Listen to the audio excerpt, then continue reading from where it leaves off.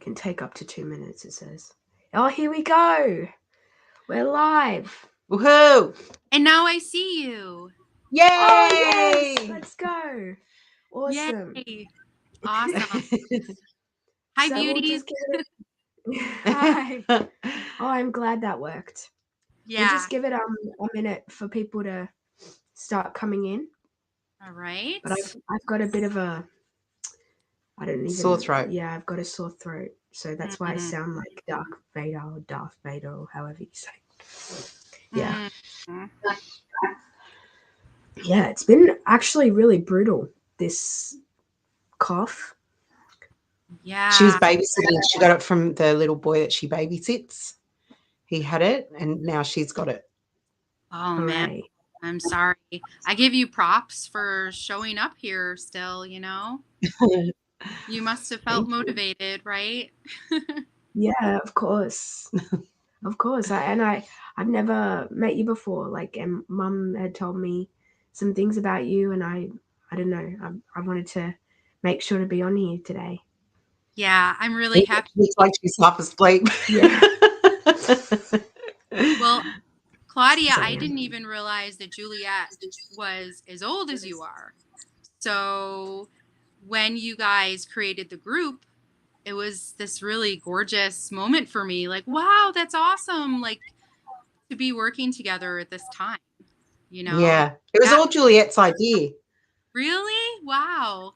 That's awesome. Yeah. That's so beautiful. Yeah. She roped me into it, Michelle. Because I really don't like being on camera. I'm not a natural like Juliet's generation grew up taking selfies and being on social media, and so it really, they have this inbuilt knowledge of how, like, what angles are good, and they're not afraid of being on camera at all. I didn't grow up like that. I grew up in the 80s, so you know, we didn't have any of this stuff. And so it's not natural for me to be on camera. Right. So I've had to battle some demons of my own. That's what I was just thinking. That's what I was just thinking, was the way it's always our children that are the most gorgeous catalysts, right? Yeah. Yeah. Yeah, exactly. So do you want to get started? Yeah. Do you want to just check on that it's live on Facebook? Yeah, sure. Before we begin. We're just checking, Michelle. Okay. All good.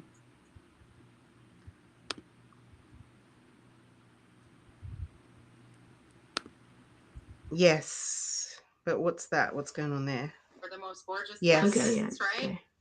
Okay. Yep. Okay, it's live. We're good. So awesome. Welcome everybody. If you're not, there's no one in here at the moment, but if you're watching on the replay, yeah.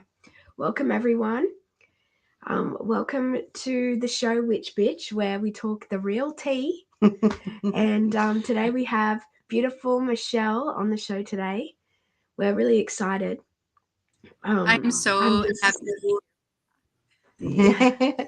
I'm happy to be here too, even though I'm half dead inside right now. I'm really happy to be here. I never would guess that you were ill, because you're glowing and vibrant, and yeah. Thank you. Oh, I don't feel it. But yeah, today we wanted to hear a bit about Michelle's story, because Michelle, you're a life coach, aren't you? And you own a life coaching company. It's called Fuller Consciousness. Fuller Consciousness, yes. Fuller Consciousness. Yes, awesome. And you implemented your last name in that, didn't you? I sure did. Did. It's a tad bit corny, but it's clever. Clever. You know, I never in a million years would have guessed the domain would still be available, and so when I threw it out there and it was, I just, you know, I couldn't resist. So yeah. I like it. Yeah, I do too. And you also homeschool your kids. which is awesome because mum homeschools my little brother. Okay. So we have that in common. Yeah. How do you find it with homeschooling 3 kids? No, 2. Oh, her, 2. her eldest is at college. Is that right? Well, he's home right now. He was at college. But yeah, how old are you, Juliet? I'm 19. You're 19. So that's what I thought. He's the same age as you. And he actually went to public school the whole way through. And then my middle child, my second son, was born when Lucas was 10. And so, a decade, just how much we grow as mothers and how much we change, Yeah. how much more awareness we have. So it sort of feels like I've parented two different generations of children. Yes. And I Yeah, often, my son is 7, almost 8 years younger than Juliet. so Yeah, similar. there's a big gap. Yeah. So similar. Yeah. Yeah. And I often say, like, it feels like so many of us, I think, feel this way. Like we've lived 100 lifetimes inside one lifetime, Yeah. Yeah, exactly. Yeah. So, yeah, I mean, when it comes to homeschooling my 2 younger, um, it's like at this point, I can't even fathom doing it any other way. Like I would have to abandon myself so severely to do it any other way. It would be a completely different timeline, a completely different reality, But I can tell you that when I began, which was when my son was in kindergarten, I actually sent him to kindergarten for like 2 or 3 months, and there were so many challenges there where they were trying to identify him, pathologize him, that I saw very quickly what it was doing to his self-concept. My middle son, if I were to take him to a clinical psychologist, he would definitely be diagnosed as on the very high functioning autism spectrum, what they used to call Asperger's. They've removed it from the DSM-5, but that is where he would fall. And so he was a really big catalyst in my awakening, in my path, because I was able to see the inversions, the pathologies that I did not have awareness for when my eldest son was in school, because he fit inside all the boxes like really well, So that was sort of, and I didn't know anyone else who homeschooled. And this was in let me think, he was born in 2012, so 2017. And I didn't really know what I was doing. I just knew that we were going to find a way. And at that point, my daughter was in nursery school. And I remember I went in that day to nursery school, the day I pulled him, and I got her too. And it was challenging. The first year was really challenging. Holy cow. Talk about all my demons, like just coming up for me to look at, everything. It was a very intense year. And I was also going through probably one of the most challenging years of my own shadow work, processing, healing. So it was sort of all happening at once. And, over the years, as we progressed and we've sort of gotten in the flow, it's just become a lifestyle and a way of being. And I love it. I feel that it gives me and anyone else choosing this road the ability to craft my own story. I don't have any external authorities that I have to report to, or anyone, thinking they know what's best for my family or my children. I think it's very hard to be a creator here when we do utilize the public school system, because there are so many different external authorities, in quotes, that we have to navigate. So for me, it's way less stressful and way more healthy to just not even deal with any of those spaces at all. You know, Mm. that's how I feel free. So yeah. Wow. Amazing. So you're a living example of what sovereignty is, in my definition of sovereignty. You're a living example of it. So yes. As are you. Yeah. Yeah. I mean, when you speak about your demons coming out and how you had to face the doubt and the shadow side of this decision, Mm-hmm. I really resonate with that, because my son came to me 2 weeks before COVID hit Australian shores and said, "Mum, I want to be homeschooled." And I'd been holding space for him to make that decision, because he was old enough to be to be part of that decision in his life. He was old enough. He was, I think, how Right. old was he? He was 10. And so when he came to me, I was rejoicing. I was like, "Yay, let's do this thing." And I didn't know that I was going to have such a problem with it, that it was going to bring out all these doubts and guilt, mother guilt, and Yeah. all of that stuff, which I'm still dealing with it now. It's only been, it hasn't even been, it's been 2 years. Mm. Yeah. Yeah, so I'm still dealing with it. For the first year, we just basically deinstitutionalized him. Yeah. Yes. So D-school. yeah, because Yeah. yeah. And then he started to have problems with bullying and his friends, because he wasn't at school anymore, so he wasn't seeing them regularly anymore. Right. And then and he connects with them on Xbox. He plays video games with them when they get home from school. And there were new boys who joined the school after he left, and then they became bullies to him because they'd heard a lot about him, and then they would bully him on the Xbox and say things like, when he left school, he dyed his hair, and because he could do all this stuff, right? He became really, really creative. And he Yeah. let his hair grow, and and he dyed his hair like this bright pink color. And so they were saying to him things like, "Oh, your hair's pink," and "Are you an emo?" and just stupid stuff. Yeah. And so he had to navigate all of that at 10 years old and 11. Well, he's almost 12. Yeah, he had to navigate all of that, and he'd never experienced that kind of bullying before. Right. So yeah, because it gets in your head. And you had to navigate it along with him as his mother. Yeah. So a lot of talking, a lot of crying, a lot of trying to get him to understand, that it's not about him.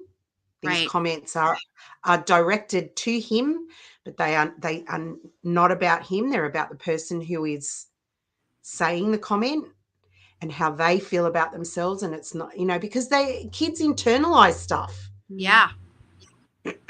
So yeah. It's like such an expansive schooling, no pun intended, in that case at his age, because we all experience that, right? Like the matrix pushing back on us when we start to be who we are and connect to ourselves and then express that. It's part of the sovereign path, is learning how not only to navigate that, what it's showing us about the world, what it shows us about ourselves, but it also, it strengthens those emotional muscles and those spiritual muscles, right? So for him to go through that at age 10, it's pretty awesome. It's pretty amazing. Yeah.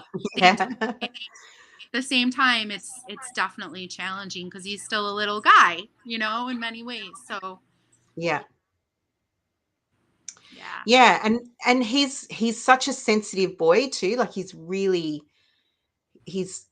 he feels everything, and for such a sensitive child to they don't, like, he couldn't understand, why are they being so mean? Like, he couldn't understand it.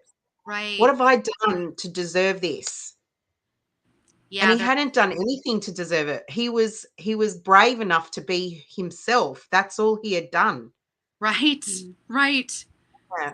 Yeah. That shock factor, right? Mm. That shock factor. Yeah. I feel like we all can remember that first time, you know, like as a child, maybe not the first time, but like, at least generally speaking, where like you feel like you're wide-eyed and like, what is happening? Like, so yeah, there's definitely a trauma in that. Yeah. That then we have to figure out how to use to become even stronger in who we are. Yeah. Yep. So, Michelle, tell us about your spiritual journey. How did you start waking up to what was going on in the world? Tell us that. Whew. Big question. Yeah, we asked the big questions here. I love big questions. Mm. So I had a Kundalini awakening when I met my partner. That was 2015, and that put me on the fast track. Prior to that, I would say, you know, even when I was, you know, middle school age, I just remember like I remember sitting on my grandparents' dock at this bay that was on their property and just staring out at the stars and just thinking, like, what the hell is this place? You know? Yes. And I remember this memory actually just came up pretty recently. There was a family member that I went to and I posed this question, like, what are we doing here? What is this place? And the family member looked at me with so much fear and concern for my well-being. I know his intentions were good. And he said, don't think those things. Don't ask those questions. You'll just get depressed, you know? And of course, in retrospect, looking back, I see that this family member also perhaps had the potential to ask those questions and had probably shut himself down. And so just sort of projected that onto me out of sincere concern, you know, and love for me, wanting me to be happy, and probably an unconscious knowing in him that, you know, if you fit in all the boxes and, you know, check all the boxes, and then by all appearances, you'll be safe, right? Yeah. You'll be safe. But that was just never going to be my life path one way or another. And then I was married very young. I was 21 when I was married to my son Lucas's father, and he was French, and so we spent some time in France, and then we moved to Quebec in Canada, and then that was another big part of my awakening, because I experienced very, very mild narcissistic traits from him in our relationship. I mean, seriously mild, because there is a spectrum, and I have experienced moderate and beyond as well. So really emphasize that. But it led me to this space of knowing that I was here to know and be love. And so I was about 26 at that point. Lucas was born. And I just, you know, at some point I left, you know, we left Canada and we went back to the United States. And I just had this fire in me that it was like, no, like there's more to this than this, and wanting to model that for my son, but also to free myself from, you know, the chains I had created for myself, because I very much saw my roles. I saw that I went into that marriage from a trauma response. I think a lot of us unconsciously go into marriages from trauma responses. Not our fault, you know, we're completely unaware. But taking responsibility for that, and making a promise to myself that, you know, I wasn't going to settle for less than what I knew I was here to experience. And then from that space, I really went back into the matrix again. I remarried, and my daughter and son were born. Planned pregnancies. I was working a corporate job, writing employee handbooks for small to medium-sized companies. Wow. I was suffering. I was full of anxiety, generalized anxiety. My pregnancies and the experience of mothering my middle son were very traumatic.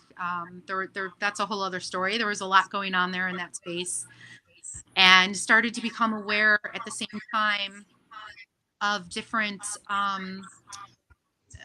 ways that I was sort of being handled within my environment that I had been unconscious to before. Became very aware of bio-family dynamics, family systems, roles that were cast upon me that I had agreed to play. And it was sort of like everything that I had been unconscious to about my life, I started to see. And I started to see my role in things as well. And soon after all of this went down, I ended up quitting my job, and well, there was a real estate stint as well, where I thought, oh, I can be autonomous if I'm a real estate agent. That just shone the light on my anxiety. I was just in fight or flight all the time. Really looking back, it's, if I can see how if I had stayed in that space, I would be physically ill. I would probably have so many immunodeficiency disorders right now, like if I hadn't, woken up from that space and moved on. And then my husband at the time, I came into awareness that he was gay. And that was a whole other piece of me seeing how love is truth and wanting him to be in truth. And you cannot have love without truth. And so so a big part of my awakening was about, honoring who we are and moving into a space of being who we are, even if it means that things have to fall apart. Right? Yeah. Yeah. And understanding that the path is sort of a destructive process so that we can be in truth. And it was around the same time when all this was happening that I met my beloved and experienced this Kundalini awakening. Like literally it was like, just all these explosions in my body. And when my crown exploded, I was driving in my minivan with my little ones in the back seat, and I had to pull over because the light, it was just so bright. I thought I was going to crash, And and then that was really what sent me on the fast track. So in terms of seeing the world, for me, things became very, like, it started as a very internal process, a very 50-foot radius process. And then from there, I was able to see how everything I was experiencing was reflected in the larger world across the realm, in the landscape, and how all of my experiences were trying to show me, like, this is what's going on out there. And the polarizations of everything. And of course, then when 2020 happened, it was definitely like this culmination of like, well, yeah, like there was a part of me that was almost relieved. And I don't know if you ladies can relate to this, but it was like, you see it all and you're walking. It's like this giant gaslighting sort of, because you're walking this path and you see all this and like, very, very few other people see it. And then suddenly all of this is happening, and well, still not as many people see it maybe as you would have suspected, but at least it's happening on the world stage now, right? Like at least something is happening, right? Yeah. So yeah. No, I agree with that. When 2020 hit, like that was the year that my whole family woke up. But my spiritual awakening personally was not super intense energetically. Like, I mean, it was, don't get me wrong. But compared to other people's stories, I never had an experience like having my crown explode or it was a gradual thing, wasn't it? Yeah. When we interviewed Todd, like he was talking about how like he saw all these crazy visions. But he saw Jesus in a tree. Yeah. But for me, yeah. But for me, my spiritual awakening was very soft in comparison to other people. And I really credit that to the fact that I was already awake in a sense, but just not I to can the see. level. Yeah. I feel that from Juliet. Like I think you came in awakened. Yeah. I definitely do think I was, because from a young age I always believed in conspiracy theories. Like I heard about the moon landing, you know, or that whole conspiracy, and I looked into it and I'm like, okay, that might be true, you know? And you know, so you could see through the lies. Yeah, I could see through the lies. And that being said, you know, I was very open-minded. Like right now, where I am now, like I look at conspiracies and I know that there's conspiracies out there that have an agenda of, you know, not every conspiracy theory is true. And it's very mixed. It's very mixed. Yeah. But back then, like I was very into conspiracies, and like I was always very open-minded.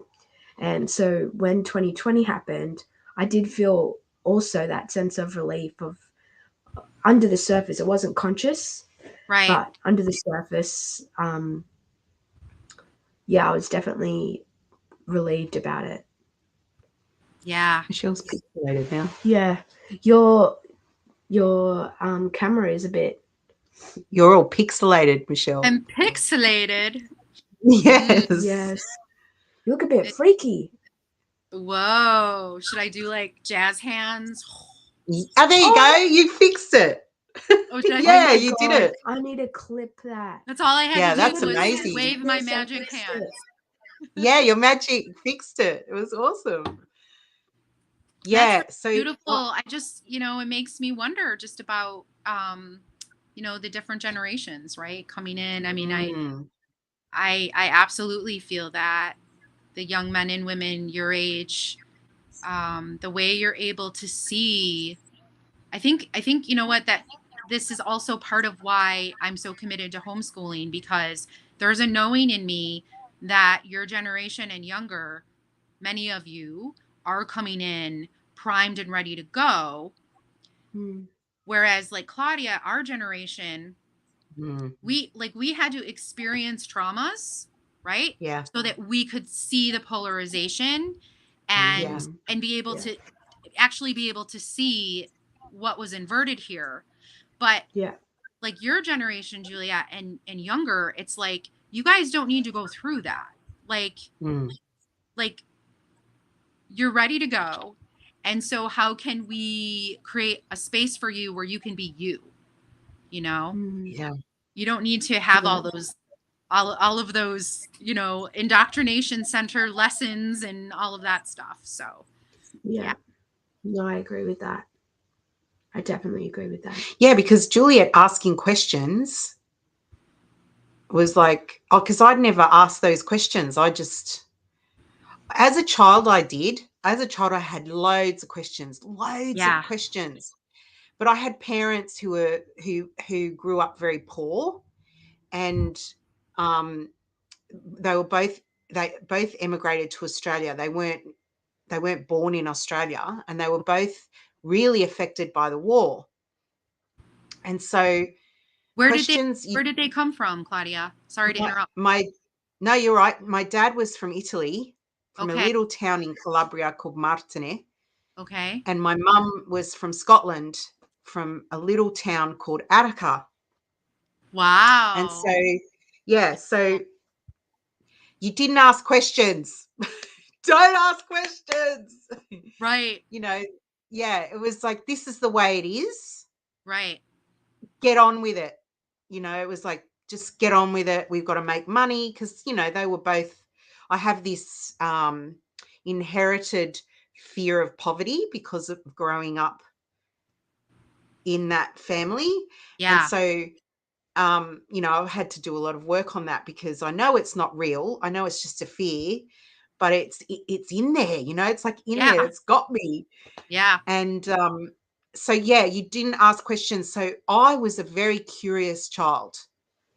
You know, I remember asking questions all the time and being shut down, constantly shut down.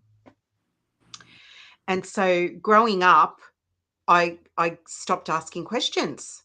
Right. And then I had a child who was asking questions. And I Yeah. remembered she woke that in me. I remembered that I used to be like that. And instead of, like, I used to kind of go, she used to ask these questions and I'd go, what are you talking about? Like, Yeah, thinking Right. I'm crazy. yeah, like, but I wouldn't shut her down. Like, I wouldn't say, don't ask questions, or, you know, that's, you know, Right. it's crazy, or like, I would just kind of go, what are you talking about? Like, I don't know that, Yeah. the answer to that. And so that grew, like that energy in our family grew. And so when I started to wake up, I had a spiritual experience at the ocean where all this stuff downloaded into me. I went to do an anger release out at the ocean. I just Mhm. screamed at the ocean because I was frustrated with stuff. And when I got all that frustration out, the ocean downloaded into me all this stuff about polarity and aliens and veganism and animals, and like all this stuff just came to me. It was, Wow. yeah, Yeah. it was an amazing download of information Yeah. just poured into me. A lot to hold at once, I imagine. Yeah. Well, I let out a lot of stuff. So, you know, when all this new You stuff had came you in, had space. You had space. Yeah. yeah, I had space for it. And I had like some kind of inner knowing somewhere in me from my experiences, from my life, from, I don't know, things from past lives, maybe, that this stuff that I was feeling and thinking and the information that was coming in was real. It was true. It fit in me like a geometry. Yeah. And so that happened. It was a sequence of events that happened for me that woke me up to what was going on.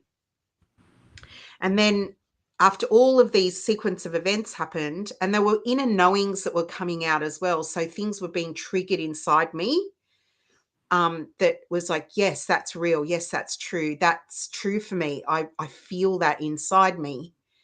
Right. And then I'd said it to Spence, my husband. I told him what I was thinking, feeling, and what had happened. And I showed him this video that was the last straw that really kind of burst everything open for me. It was a David Icke video.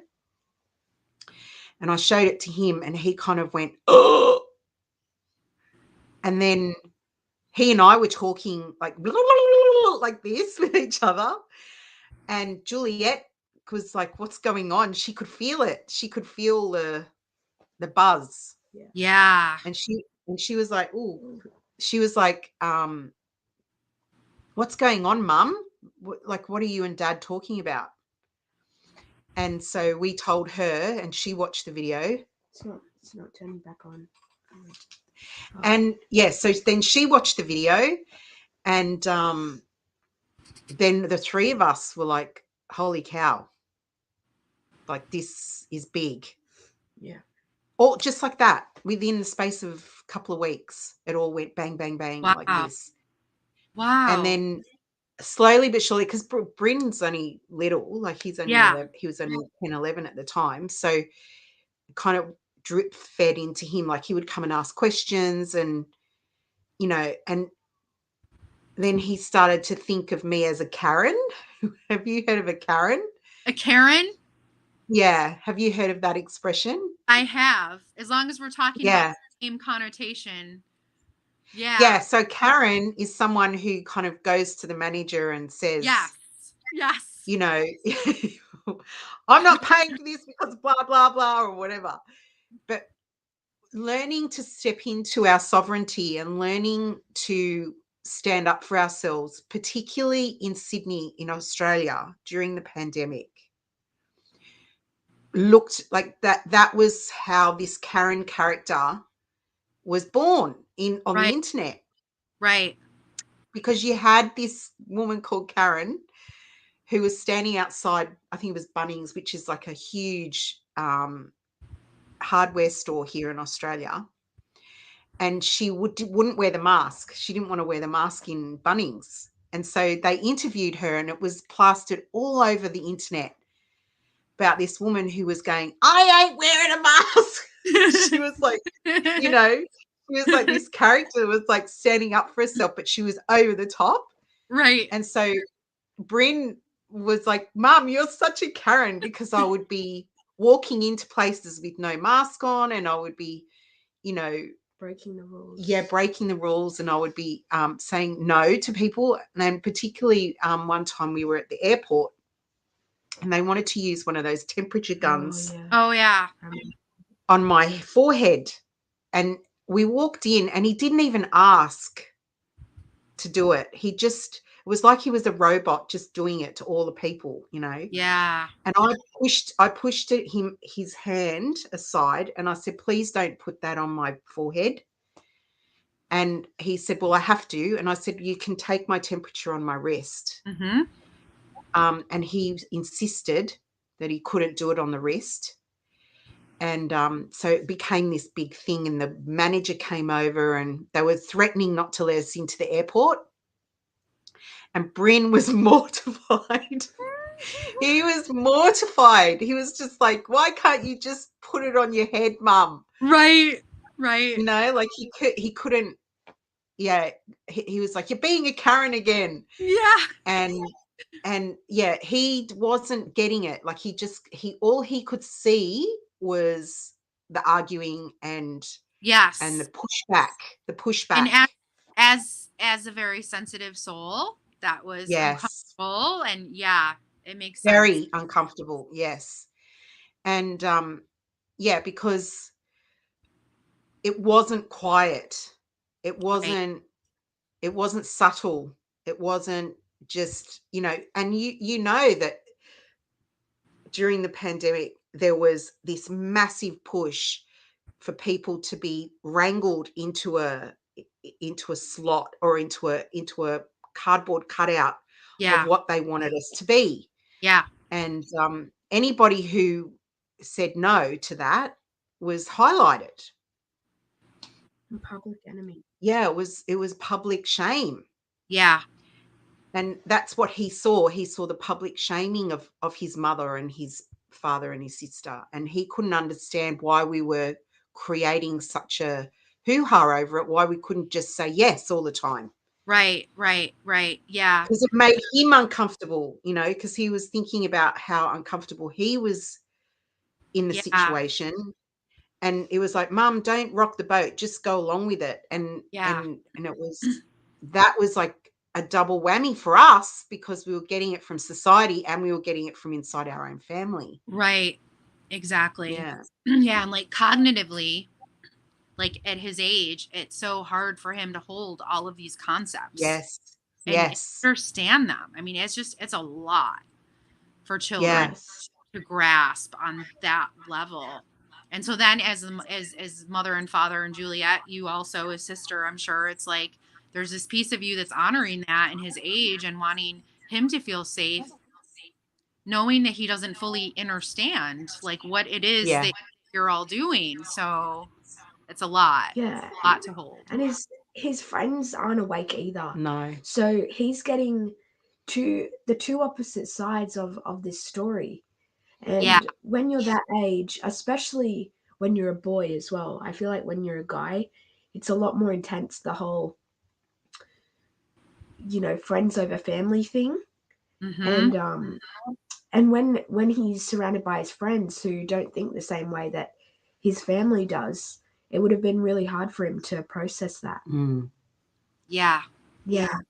And come out of his, you know, game where he's talking to all his mates, Right. and then walking into a family that's, you know, that their beliefs are the complete opposite. And he did so well, because He did do well, I heard yes. him Yeah. asking questions to his friends. Like, one of his mates, our next door neighbor, got the jab at 12 years old at school. And it wasn't clearly when you're 12 years old, that isn't a choice, right? Right. And he was talking to the neighbor about the jab, and Bryn said, "Why did you get it?" And he's asking his friend questions, and like opening his friend's mind a bit, and like Yeah. really asking the questions that make you think. And yeah, it was just amazing to see that, like, that Bryn is that mature. Yeah, Yeah. to ask questions. Yeah, to ask the hard questions, because he genuinely wants to know. He genuinely wants to figure out where his opinion lies. Yeah. That's what I was getting to. Yeah. That's the age for that, right? Like, you're trying to figure Mm. out like your value system, and then all the way through our teens and even into our 20s. But um some of us just, we have a better understanding of it, right? And others, it Yeah. takes a little more. But certainly at his age, there's no expectation that he has any conceptual understanding of what his values are. And so he's going to tend to just adopt his families. But then when he sees the whole world with proposing a different value system completely, it's got to be very confusing, so yeah, for him to be able to ask questions and start to figure it out on his own is amazing. Mm. So what about your kids, Michelle? How have they dealt with everything? Yeah, so my two youngest, so Owen is 9 and Penny just turned 8. They were pretty young, again, cognitively, when everything rolled out. And it's been interesting, sort of to figure out like what to share with them. We don't want to scare them. We don't want to traumatize them any more than, it already is traumatizing to be like in the world, and, all the confusion. And because, yeah, they're experiencing that dichotomy as well. It's like, luckily we're surrounded by, many others who have chosen the same path as us, or a similar path as us. So we were able to get together with lots of people throughout, this time period, and just be free, just be wild and free, So, they haven't experienced like any changes really in their lives, because like when everything shut down, they understood what was going on. And then when things opened up again with stipulations, it was just, we just explained to them, like, we get to choose, like, so maybe we don't go to restaurants, or, we don't go to the trampoline park because we have to wear masks. And we don't need to get angry about it. So, and I'll back up a little. So I think a lot of us have experienced over the past couple years, like, really intense spiritual growth in terms of seeing how, like, the fact that we know so deeply that we get to choose and we are divinely sovereign, in turn means, if we're walking our talk, that everyone gets to choose. Yes, So that's right. the whole world is created inside this thing that does not resonate with us, that we see as, full of inversions or lies or whatever. We can either get angry, we can fight it. One of my another sister said today, what was the term she used? I don't revive dead things, was what she said. I don't go in for necromancy or something like that. And I thought that's so perfect. She was talking about politics, and because it's like voting, and voting day in Canada right now in the different provinces. And she's like, I don't revive dead things, right? So it's this knowing that if I get to choose, everyone else gets to choose. And if everyone else chooses something that doesn't resonate, that's their choice. I don't have to participate in it. And then what it does for me, and this is how our family have experienced this, is it pushed me more into self-responsibility. You know, it pushed me more into creating my own life, you know, and like, what do I want it to look like? You know, what else can I learn so that I can care for my health, so that I can care for my family's health, you know? I mean, everything that we've done, like in the past couple years have sort of been about that. Like we were living in a neighborhood, you know, like a suburb, and we ended up buying acreage in this old farmhouse on a river. And, you know, it's so we experienced it as a really gorgeous catalyst to more deeply embody that self-responsibility and really walk our talk, you know. I segued from your question. My eldest son, who is Juliet's age,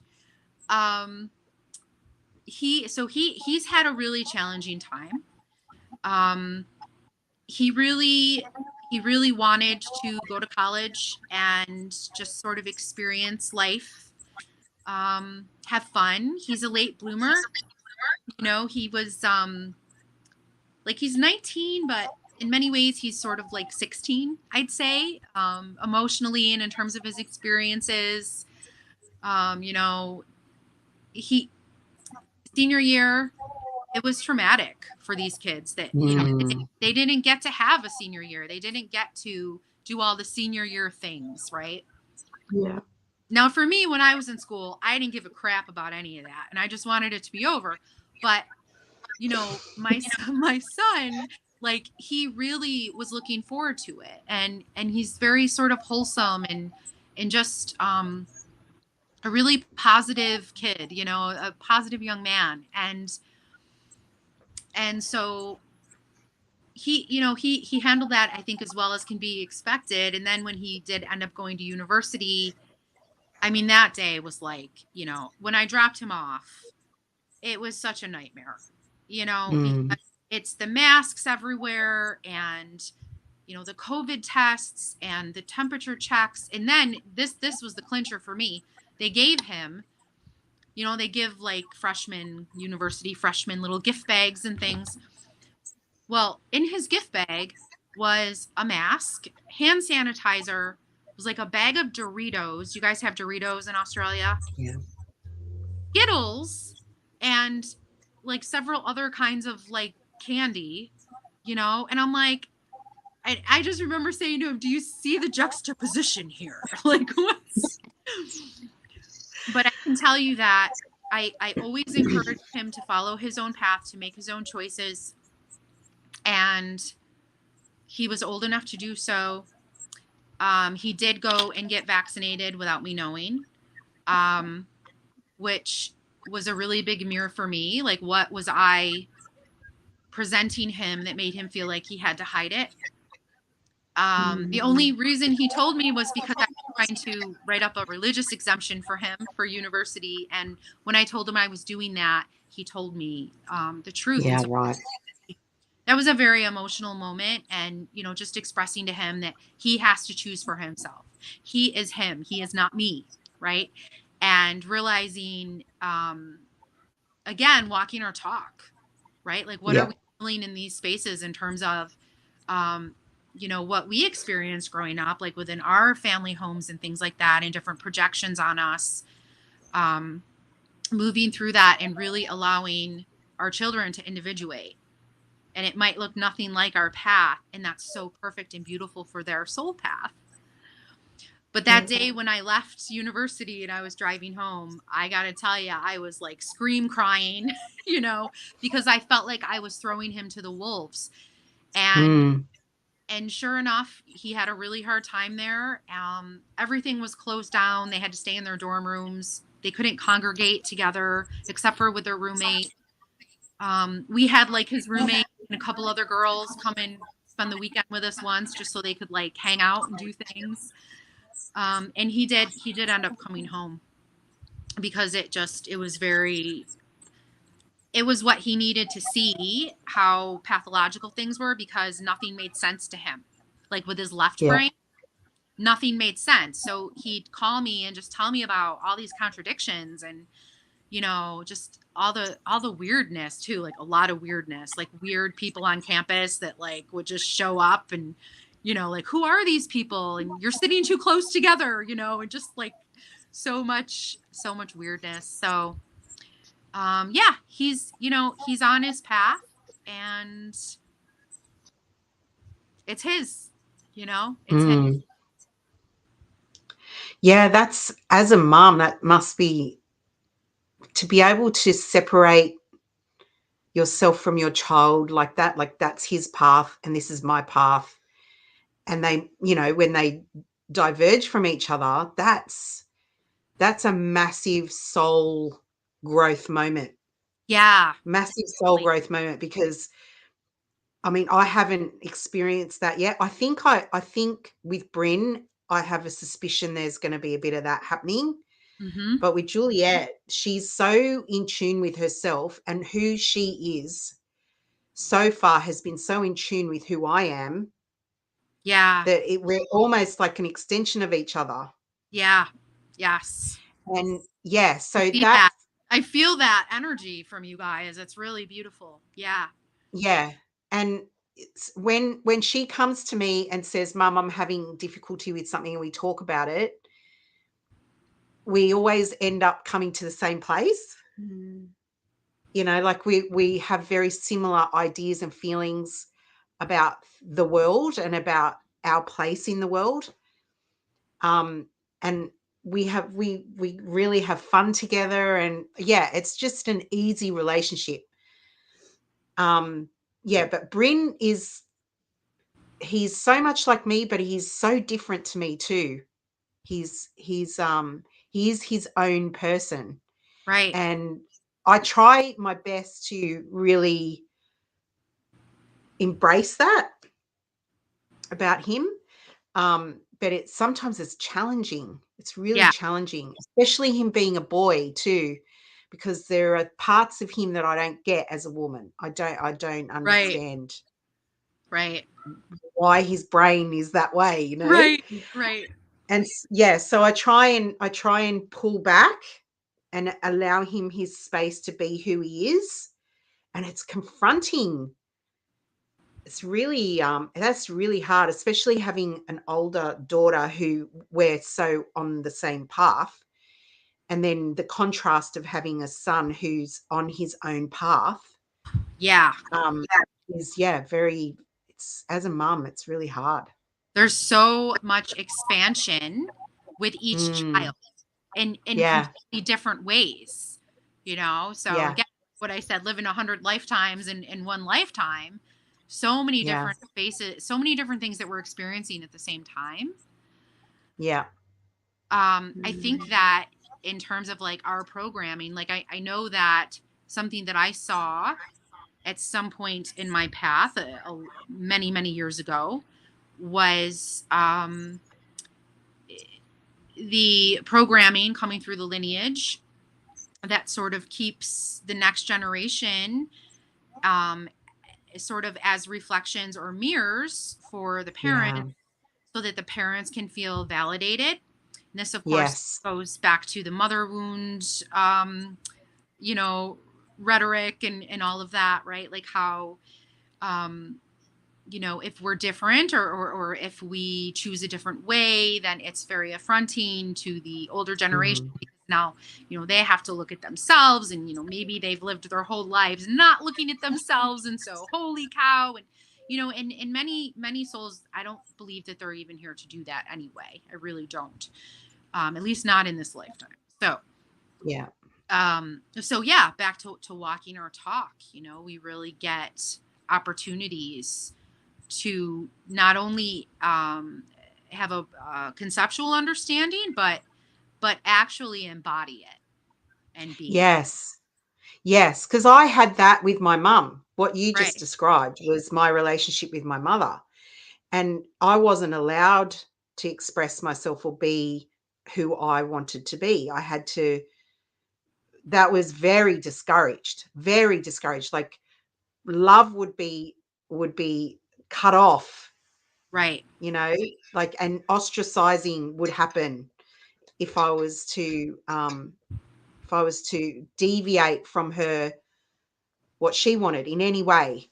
Right. And yeah, so I when I decided to have children, I was like, I'm not going to do that. My kids are allowed to be whoever they want to be.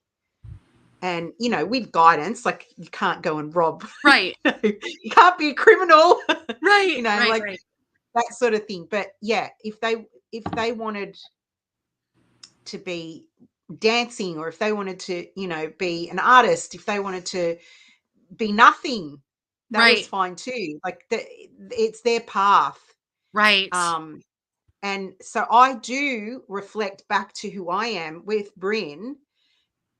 I'm like, okay, how am I going to accept this? Because Yeah. it's his path, it's his life, and it's not my decision.